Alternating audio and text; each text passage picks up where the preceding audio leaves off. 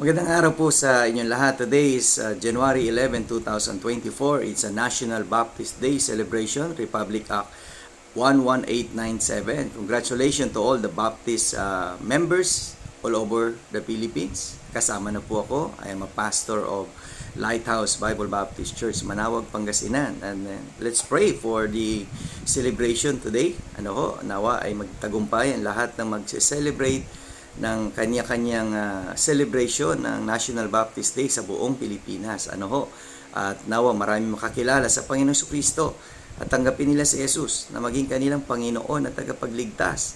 Salamat din kay Congressman Benny Abante sa pag-sponsor niya ng Republic Act 11897 at sa mga senador na katulad ni Win Gatchalian, ni Senator Bongo at Senator Villanueva at sa mga senador pang sumuporta para maisabatas ang National Baptist Day celebration that every January 11 of every year is a National Baptist Day. At sa mga tumanggap din sa mga syudad ng ordinances and resolution for adoptions and even ng barangay. Dito sa Marikina, marami may mga barangay na i-adopt ang Republic Act 11897 na pagkilala sa pagtulong ng mga Baptist sa nation building, sa pagpapalaganap ng kaalaman, karunungan at pagkilala sa ating Panginoong Kristo dito sa ating bansa.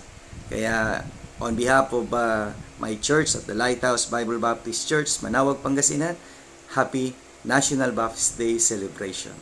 And I will pray for the success. Lord God, I'm praying for the success of every activity today as we celebrate our National Baptist Day on this January 11, 2024.